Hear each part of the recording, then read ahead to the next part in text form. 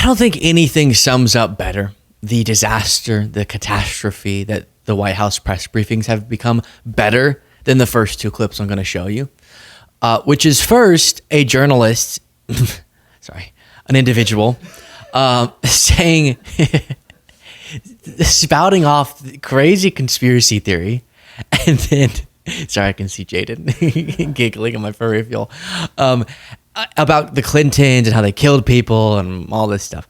And then Leavitt just going, that's interesting. And then the second one is her telling one of her craziest lies yet. So let's start with this. I don't know who this guy is, but I think he's in one of the new media seats. Again, new media has mostly meant the craziest media we can find. But this is what the press briefings have become. Truly. Here it is. So over the weekend, President Trump posted Truth Social a video highlighting what most people call the Clinton body count, which is the strange number of suicides that seem to happen in Clinton circles. I have a headline here from the Washington Post that said, Trump peddles false conspiracy theories tying the Clintons to several deaths. So I just wanted to highlight real quick, this wasn't in Trump's video, but this is from the Arkansas Times. And it's the death of Mark Middleton, who was a former Clinton White House aide, who was found dead on a Clinton Foundation property. And I'll just quote from the Arkansas Times. Middleton apparently shot himself in the chest with a shotgun and also hung himself from a tree with an extension cord. So I have no idea how somebody commits suicide that way, but if the Washington Post is here, maybe you can enlighten us as to how that was actually a suicide. So anyways, that's just a lead into my question about the most famous Clinton-related suicide, which is that of Jeffrey Epstein. There's still a lot of questions around that case. You've released phase one of the Epstein files. What was missing from that is any connection to his ties to intelligence agencies, and that's really the whole story, that not just trafficking young girls, but doing it on behalf of intelligence agencies, and even potentially as part of a blackmail ring with potential ties to the Israeli government. So for phase two, when can we... Is there a question? My gosh! Can you get to the question? Potential ties to the Israeli government. So for phase two, when can we expect it? Will it have information pertaining to those aspects of the Epstein case? I know the Attorney General has committed to releasing those files. I would defer you to the Department of Justice on her timeline, but when she has made a promise in the past, she has kept it, and I'm certain that she will in this case as well. Rachel. Thanks so much, Karoline.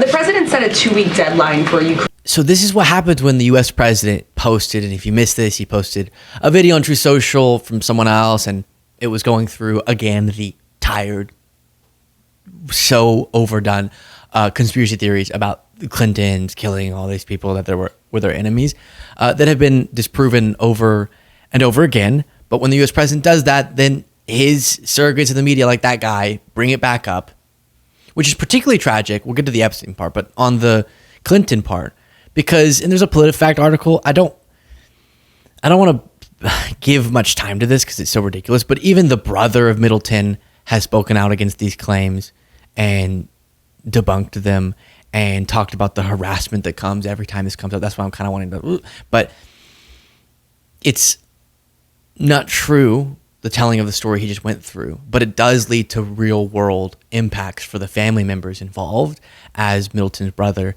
has emphasized. So that's that part. Insane. And why don't they ever take the time themselves to go fact check the claims they make? I don't know why. And on Epstein, Ken Delania said, reporter, is saying the real story of the Epstein case is that he was trafficking young girls on behalf of intelligence agencies, possibly related to a blackmail ring connected to the Israeli government. The White House spokeswoman doesn't blink and answers it as if it was a serious question. That's what these have become.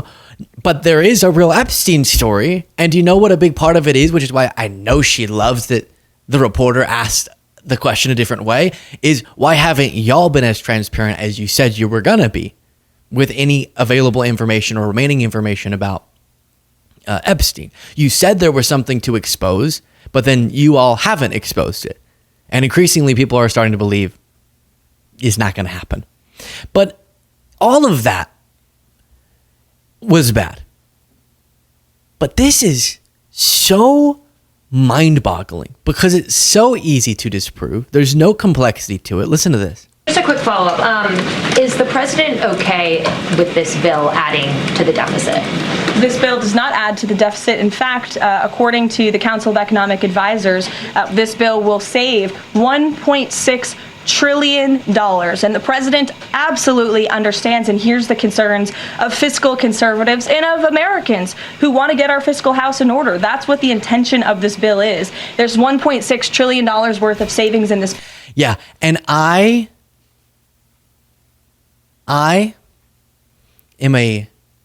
have a doctorate. I am a doctor, both in psychology, in epidemiology. I got the Nobel Peace Prize. Did you know that? I never even brag about it. It's crazy, but I did. Anyways, I run 10 miles every single morning. And what else?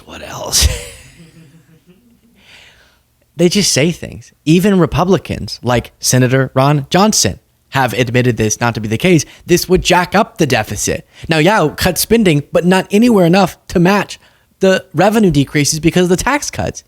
If you really look at it, look at the numbers, and I look at the numbers, we will actually increase the deficit over the next 10 years, going from right now $37 trillion in debt. CBO says we'll be at 59.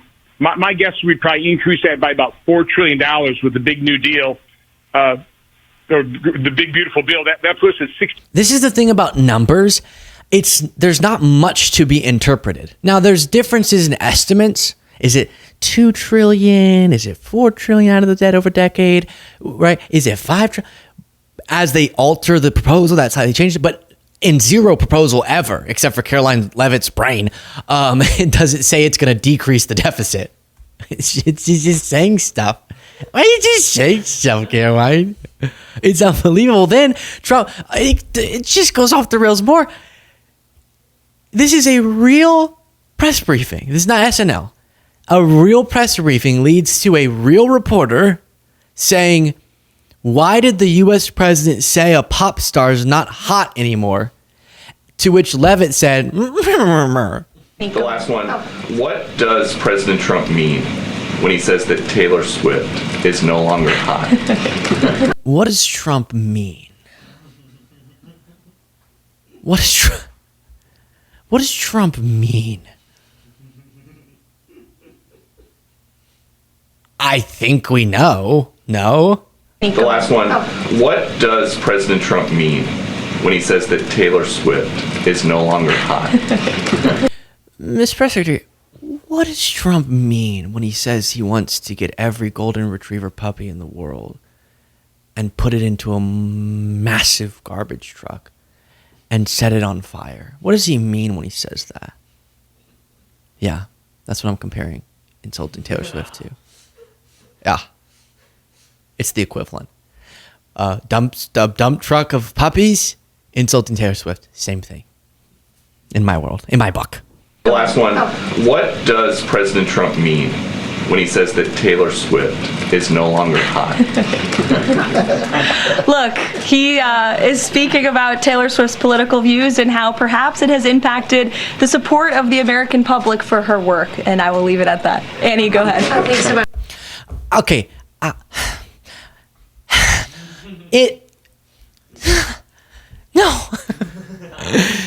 No. From the standpoint of her being more popular than she's ever been in the history of her career, is that what you mean? The fact that she just broke a bunch of records going on this gargantuous tour where people left saying they had some sort of pseudo spiritual awakening at it? Not me. What? Someone else. Other people said that. Actually, interestingly enough, Jaden and I went to a concert, if you're comfortable, and other people, but we caught her Eras tour. And I saw in that room popularity. She was very popular.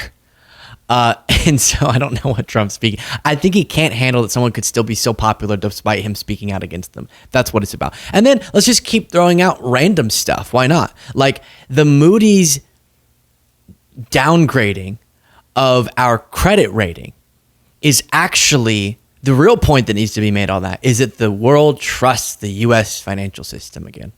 Edward. Yes, thanks. And then I'll go to you. Thanks, You're President. welcome. I want to get the president's reaction to Moody's downgrading the credit rating of the United States. Sure. Well, look, the president talked about this over the weekend. The Secretary of Treasury also talked about it. When you look at the world has confidence in the United States of America and our economy once again. Bullshit.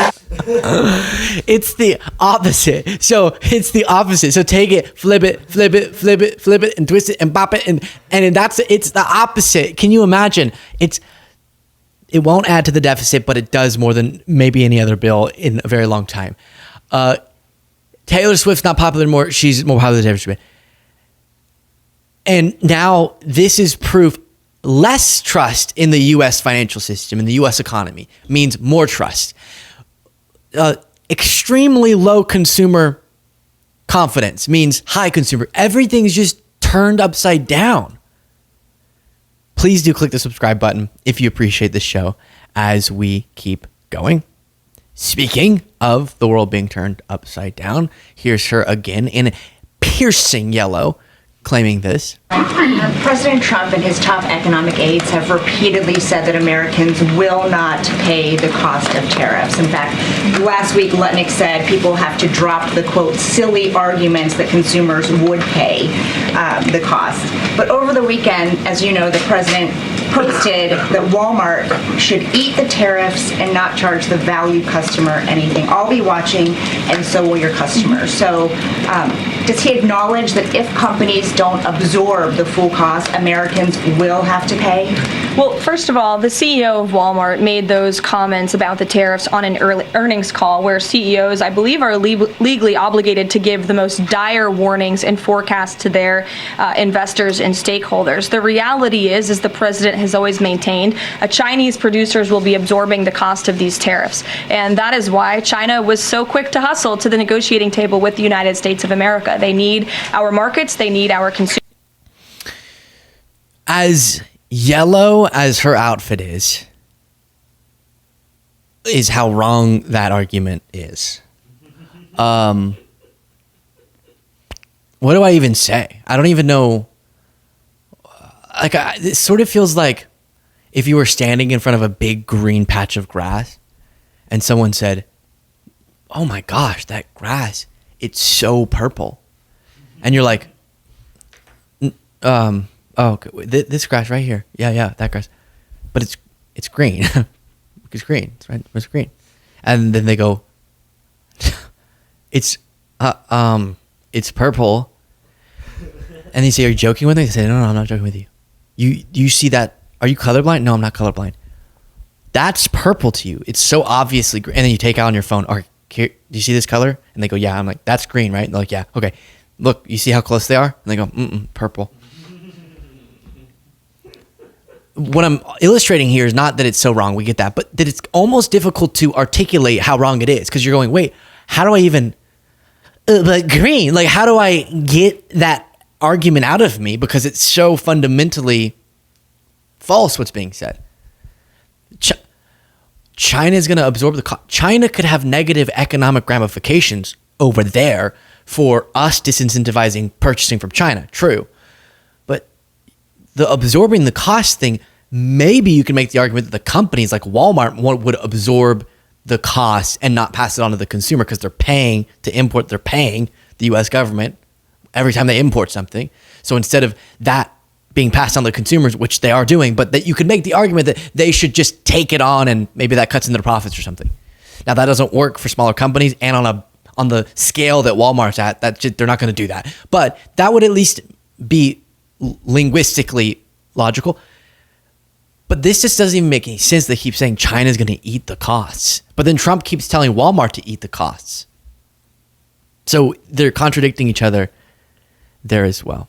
And then just to top it off, you have this. Karoline. I'll go to both of you. Go ahead. Thank you. Any updates on Greenland? Will the president be making any trips, and do we have any details you can share with us? I don't have any future foreign trips to read out for you. We just returned home from one. But the president maintains the reasoning for Greenland's strategic purposes in the Arctic, and he continues to remain committed to the idea of obtaining Greenland in whatever means we can to advance our national national security interests in the region. And we're so numb, right? Aren't you kind of like, all right, click off?